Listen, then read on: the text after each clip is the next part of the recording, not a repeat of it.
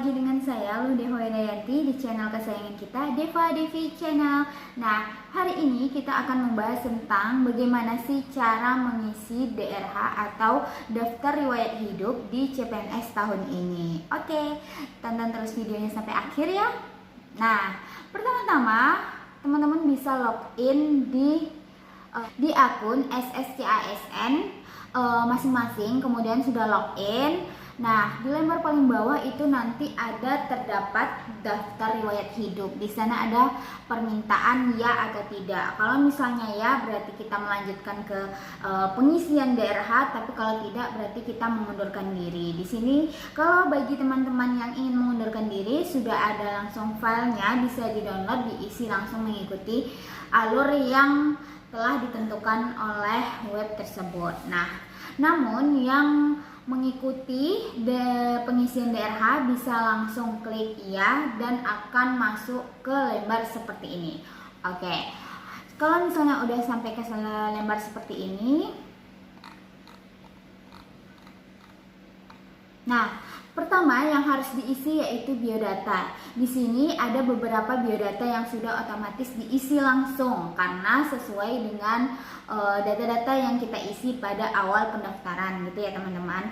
Nah, kita tinggal melengkapi aja data-data yang belum terisi seperti ini. Oke, nah bisa diikuti ya teman-teman, bisa diisi semua data-datanya, kemudian dimasukkan dan menulis kode di bawah, kemudian klik selanjutnya seperti ini.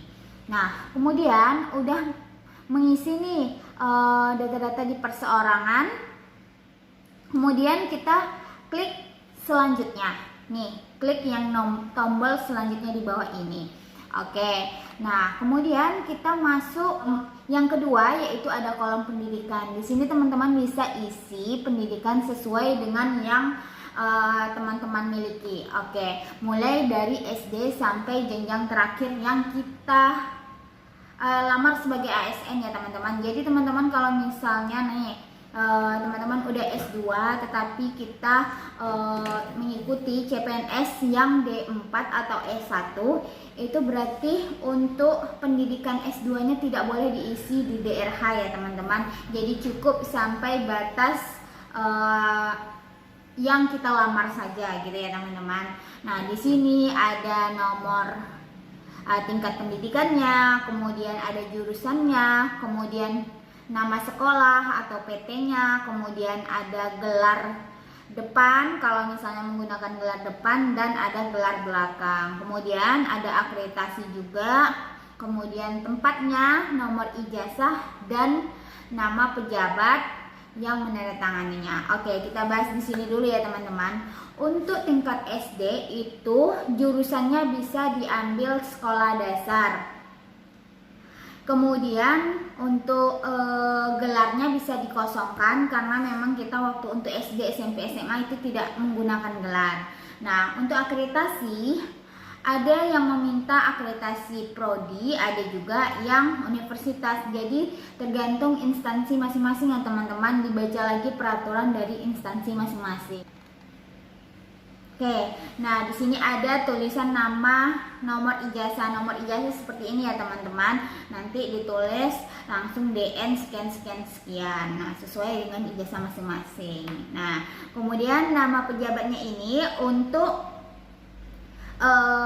SD, SMP, SMA itu kita ambil nama pejabat yang tertinggi di ijazahnya. Untuk universitas itu bisa disesuaikan, biasanya rektor yang menandatangani ijazah tersebut. Oke.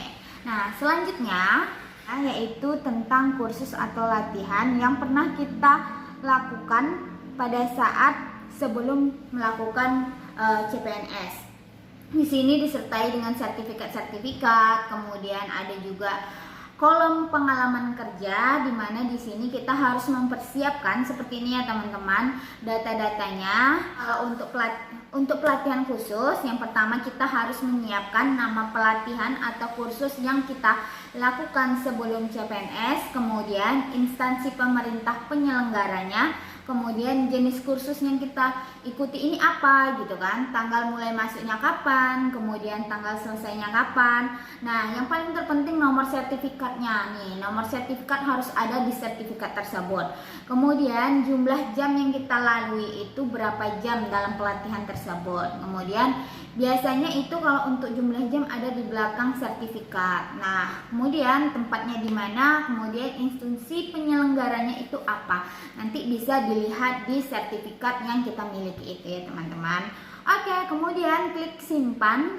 Jadi data yang kita masukkan sudah otomatis langsung tersimpan. Nah, di sini.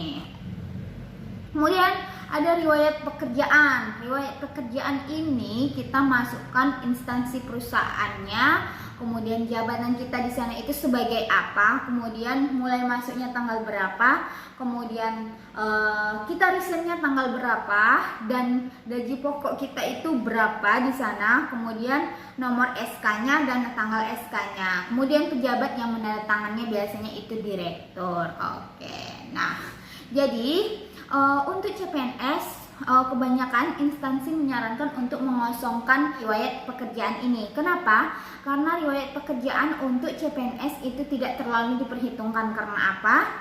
Akan memperlambat proses penetapan NIP-nya. Karena BKN otomatis harus memverifikasi semua pekerjaan-pekerjaan yang sudah dimasukkan oleh calon CPNS ini. Nah, apakah betul, apakah tidak? Jadi proses penetapannya semakin lambat, kecuali nanti waktu sudah PNS. Jadi disarankan kepada BKD masing-masing kebanyakan itu mengosongkan untuk lembar pengalaman kerjanya. Untuk CPNS dikosongkan, tetapi kalau untuk PNS besok ya baru bisa kita masukkan untuk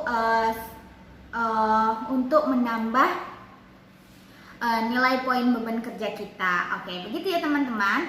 Oke, kita lanjutkan lagi. Ada tanda jasa dan kolom penghargaan. Di sini teman-teman yang mempunyai penghargaan bisa dimasukin ke dalam sini. Nah, jadi misalnya nih bisaan Olimpiade Kimia atau Olimpiade Fisika sesuai dengan jurusan kita masing-masing. Nah, itu bisa dimasukkan di sini. Nah, itu bisa menambah biodata dari kita masing-masing ya teman-teman. Nah, kemudian prestasi. Ada prestasi yang pernah kita lewati, misalnya juara 1 umum ini, juara umum itu gitu kan. Nah, bisa kita masukkan ke sini.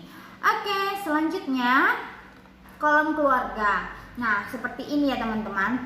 Nah, kalau misalnya udah masuk di kolom keluarga seperti ini, nah bisa kita isi riwayat. Kalau misalnya udah punya suami atau istri bisa dimasukkan. Nah, kalau kemudian ada anak, nah kalau misalnya belum berkeluarga bisa dikosongkan saja.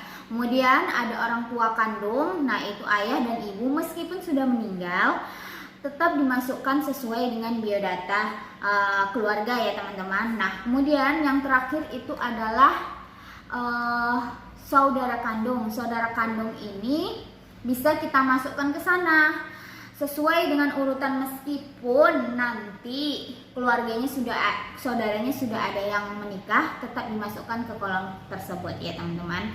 Oke, yang terakhir bapak atau ibu mertua. Itu kalau misalnya sudah punya ibu mertua, jadi kalau sudah menikah otomatis harus dimasukkan juga biodatanya. Bagi yang PNS itu kita memasukkan nomor induk pegawai juga untuk masing-masing keluarga. Nah, gitu ya. Nah, kemudian kita lanjutkan. Di sini ada klik sebelumnya, selanjutnya atau resume. Kita klik selanjutnya. Oke.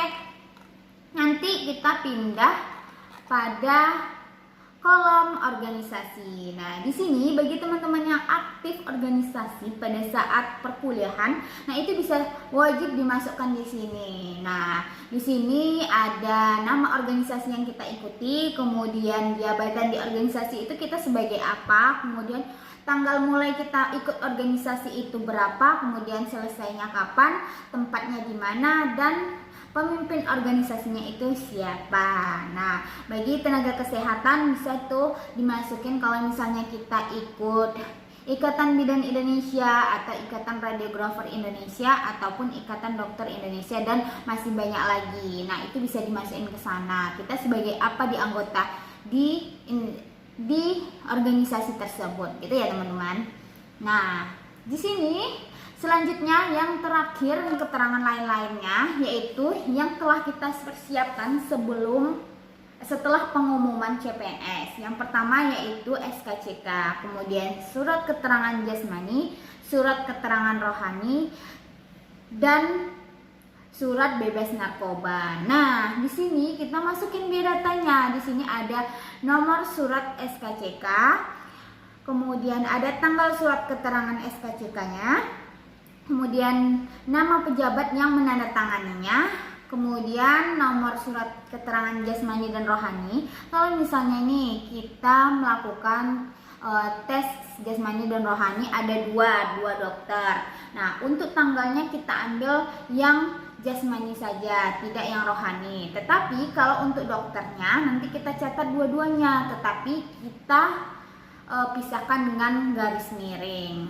di keduanya. Dokter tanpa ada pangkatnya ya teman-teman, jadi nama lengkap saja, tidak ada gelarnya sama sekali. Nah, kemudian nama dokternya seperti itu. Kalau misalnya nama dokternya yang nanda tangannya Dokter Andreas, berarti tulisannya Andreas saja, tidak boleh ada nama DR di depannya, gitu ya teman-teman.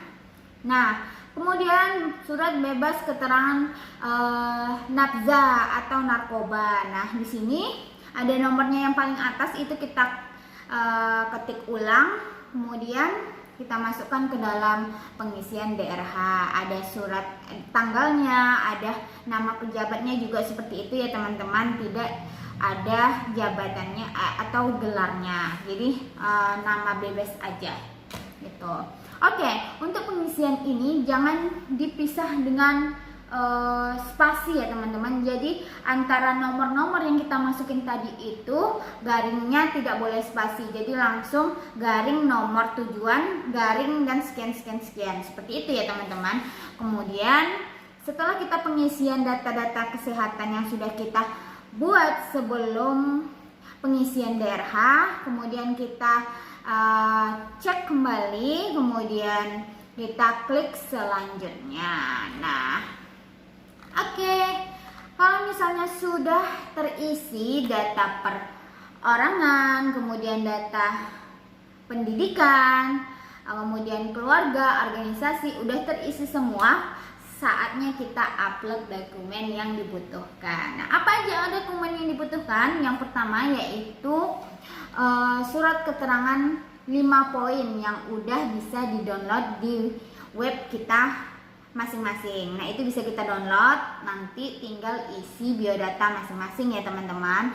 Kemudian surat SKCK yang sudah kita buat tadi, nah kita scan, kemudian kita masukkan, kita unggah pada dokumennya. Nah, kemudian ada daftar riwayat hidup yang kita isi tadi, bisa kita klik di atas, itu ada seperti ini, cetak DRH perorangan atau cetak DRH riwayat. Jadi kita klik dua-duanya, kita cek, kalau misalnya sudah betul baru kita print. Nah, kalau udah print baru kita tanda tangan, ada yang ditulis tangan, ini yang untuk nama, tanggal lahir dan tempat tanggal lahir ini ditulis tangan. Kemudian kita scan, udah ditanda tangan, dikasih materai 10.000, kemudian kita scan, baru kita masukkan filenya ke dalam unggahan tadi. Nah, kemudian yang selanjutnya surat file pengalaman kerja.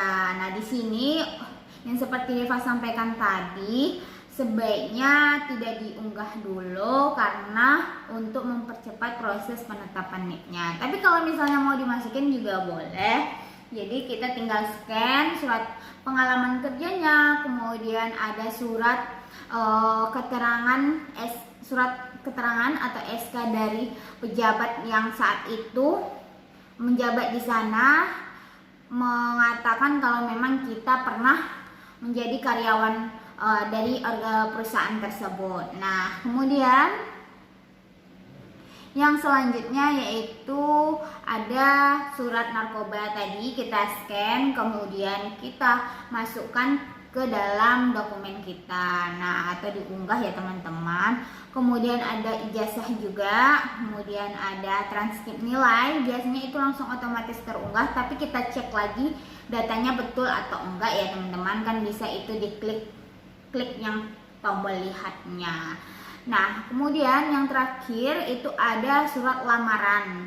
Surat lamaran ini ada yang sudah terunggah, tetapi kebanyakan instansi menyarankan untuk membuat ulang sesuai dengan poin-poin yang diminta pada saat pemberkasan ini. Soalnya waktu saat awal pendaftaran kita tidak ada melibatkan poin-poin tentang surat kesehatan rohani, jasmani, SKCK, dan narkoba. Jadi saat pemberkasan sudah ada, jadi lebih baik mengulang surat lamarannya dan dimasukkan poin-poin yang memang dibutuhkan pada saat pemberkasan ini. Gitu ya teman-teman. Oke, yang terakhir itu file fotonya harus sesuai juga ya teman-teman. Untuk seluruh dokumen itu minimal 100 KB dan maksimal 1000 KB. Jadi tidak boleh lewat dari 1000 KB karena nanti tidak bisa dilihat oleh verifikasi BKN-nya. Nah, gitu ya teman-teman. Untuk foto itu harus dibawa dari 500 KB.